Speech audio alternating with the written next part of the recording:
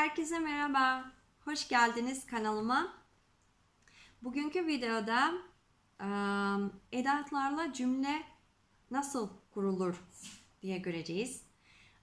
Edatlar küçük sözcükler oluyor. Genelde kelimelerin başına geliyorlar Makedonca'da. Ve İngilizce bilenler için biraz daha kolay olabilir bu konu. Çünkü İngilizce'de hemen hemen aynı kurallarımız var. Yani edatlar tek başına kullanılan kelimeler değildir. Ve onlar her zaman bir kelimeye bağlı kalıyorlar. Bir kelimeyle beraber olmalı ve grup oluşturuyorlar. Şimdi yani çok fazla anlatmayacağım bu şekilde. Cümleler yapacağız. Cümleleri Makedonca'da söyleyeceğim. Ondan sonra Türkçesini söyleyeceğim. Ve oradan anlamını çıkaracağız. Edatın anlamını çıkaracağız. Tamam mı? Mesela diyelim ki kafetoya 5 şeker. Kafetoya 5 şeker Türkçedeki anlamı kahve şekersiz. Da şekersizdir. Yani ne anlama geliyor işte? Siz, eki, Türkçedeki bu bir ektir yani edat değil. Makedonca'da bir edat oluyor ve Makedonca'da ona biz bez diyoruz. Yani siz, sus, süz Makedonca'da bez demekmiş.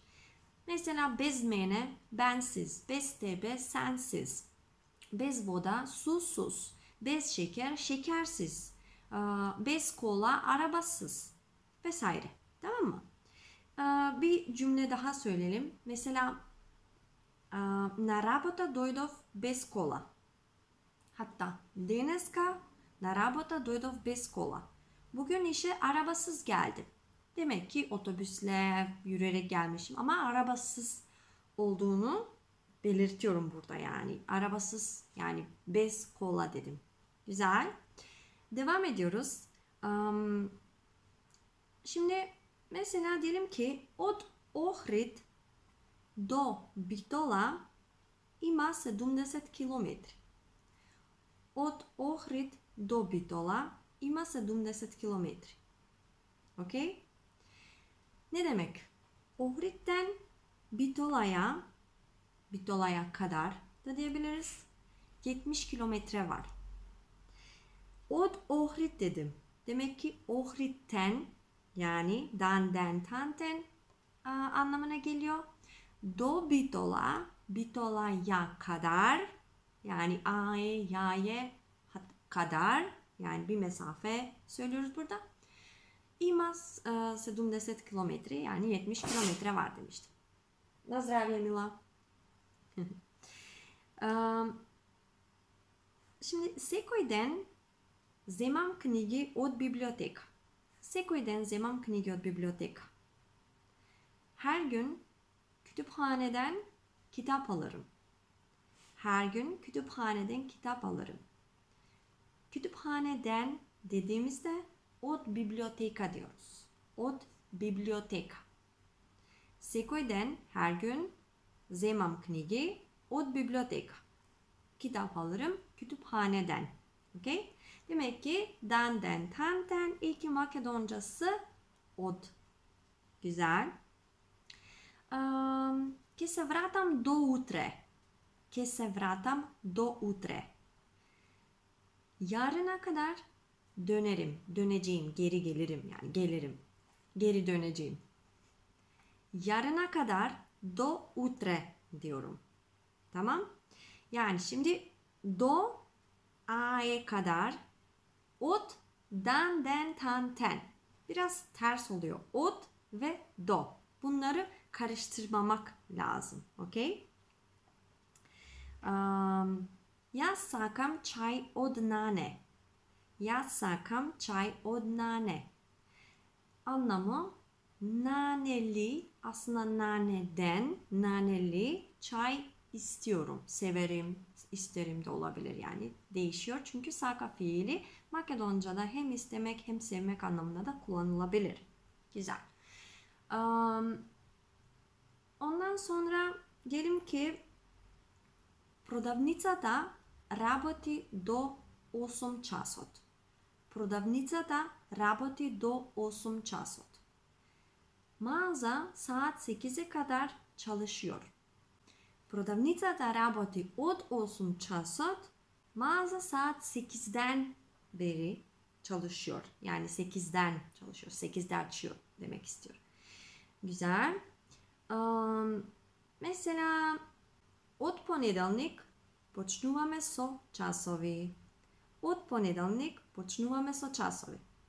Pazartesi gününden itibaren, pazartesiden itibaren derslere başlıyoruz demiş oluyoruz. Yani den, od ponedeljnik. Dobro. Devam ediyoruz. Zborуваме za Ivan. Bir cümle. Zborуваме za Ivan.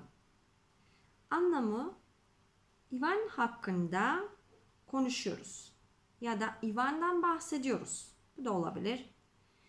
Yani Ivan hakkında konuşuyoruz ya da Ivan'dan bahsediyoruz. Demek ki biz Ivan için aynı zamanda diyebiliriz.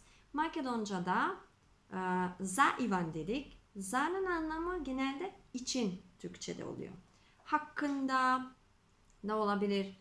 Za mene benim için ya da benim hakkımda olabilir. Okay? Burekot со сирење е за Ana. Burekot со сирење е за Ana. Peynirli börek ana içindir. Yani ana için. Peynirli börek ana için. Okay? Başka böyle bir cümle de olabilir. Utre odam za Madrid. Utre odam za Madrid. Demek ki yarın Madrid'e gidiyorum. Yani nasıl olabilir şimdi burada diye soruyorsanız için ne anlamda Madrid'e diyor. Yani biz Madrid için yarın yola çıkıyorum gibi bir şey oluyor. Tamam mı? Madrid için yola çıkıyorum yarın gibi. Yani Madrid'e gidiyorum dediğimizde hem odam vo Madrid diyebilirdim. Yani bu da olur. Ama odam za Madrid de olabilir. Odam za Skopje, odam za İstanbul, odam za her neyse her yer. Tamam mı? Peki. Imam plan za večer. Imam plan za večer. Bu akşam için planım var. Bu akşam için planım var. Soru sorsak eğer imaš li plan za večer? İmaš li plan za večer? Yani akşam için, bu akşam için bir planın var mı? Diye sorabiliriz. Peki demek ki za Türkçe'de için oluyor genelde. Devam ediyoruz. Kay. Kay edatı. Yani şöyle bir cümle söyleyelim. Živim kay babami. Živim kay babami demek ninemde kalıyorum, ninemde oturuyorum ya da ninemde yaşıyorum. Yani ne anlama geliyor? Ninemde dediğimde Makedonca'da kay babami dememiz gerekiyor. Çünkü kay kelimesi, kay edatı kişilerle gider. Mesela annemde desem kay maykami. Babamda desem kay tatkomi. Ondan sonra Ayşe'de desem kay Ayşe olur. Okay? Güzel. Aynı zamanda kaymene desem kaymene ben de, benim evimde, benim yanımda gibi. Yani se gledame kaymene. Večer se gledame kaymene.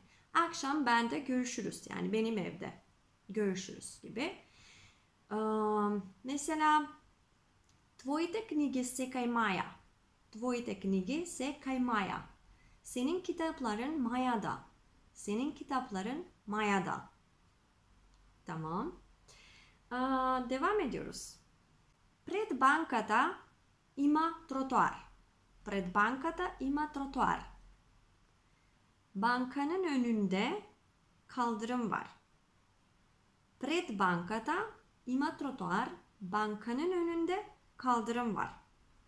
Yani pred bankata dediğimde ne oluyor? Bankanın önünde. Değil mi? Pred'in anlamı ön oluyor bu cümlede. Güzel. Pred mene ima semafor. Pred mene ima semafor. Benim önümde bir trafik ışığı var. benim önümde bir trafik ışığı var. Me çekаше пред Рамстор. Me çekаше пред Рамстор. Ramstor'un önünde beni bekliyordu. Ramstor'un önünde beni bekliyordu. Elena stoji pred mene. Elena stoji pred mene. Elena benim önümde, karşımda, yani benim önümde duruyor. Bir de şöyle bir cümle. Pred jedan mesec se vidovme. Pred jedan mesec se vidovme. Bir ay önce görüştük.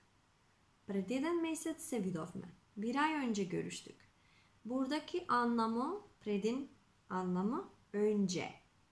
Demek ki yani pred, Makedonca'da pred, Türkçe'de önce olabilir. Tamam mı? Devam edelim. Şimdi tam zıt anlamlı olan kelime zad. Zad bankada ima teatr. Zad bankada ima teatr. Bankanın arkasında tiyatro var. Bankanın arkasında tiyatro var. Tamam. Zad nas ima prodavnica. Zad nas ima prodavnica. Bizim arkamızda bir mağaza var. Zad mene sedi boyan. Zad mene sedi boyan. Benim arkamda boyan oturuyor. Peki demek ki zad arka olarak kullanılır. Devam edelim. Başka cümle. Mesela okolo gradot ima šuma. Okolo gradot ima šuma. Okolo gradot şehrin etrafında, çevresinde yani etrafında ima šuma, orman var. Devojkata ima okolo 30 godini. Kız 30 yaşlarında. 30'larda yani emin değiliz. 30 gibi görünüyor. Peki. Ova go kupiv okolo 500 dinari. Ova go kupiv okolo 500 dinari. Bunu 500 denar gibi civarında aldım. Okay? Yani okulu etrafında, civarında, çevresinde öyle anlamları var. Peki. Evet arkadaşlar, bugünkü videomuz bu kadar. Başka videoda devam edeceğim bu edatlarla. Umarım size faydalı oldu. Siz de tabii örnekler yapınız, pratik yapınız. Bol bol pratik lazım çünkü bu konu gerçekten yani diğer konular kadar önemlidir. Bu kelimeler, sözcükler neden önemli diye soruyorsanız çok önemli yani. Çünkü gerçekten bir sürü anlam katıyor yani bizim cümlemize ve daha çok kendimizi anlatabiliriz yani ne demek istediğimizi anlatabiliriz, ifade edebiliriz. O yüzden mutlaka bunları kullanın. Tamam mı? İzlediğiniz için çok teşekkür ediyorum. Tabii eğer isterseniz arkadaşlarınızla da paylaşabilirsiniz. Videomu yani işte beğenebilirsiniz. Yorum da yazabilirsiniz bir şeyler. Ve seve seve size de geri yazarım. Hoşça kalın ve sonraki videomda görüşürüz tekrardan. Ciao, bye then.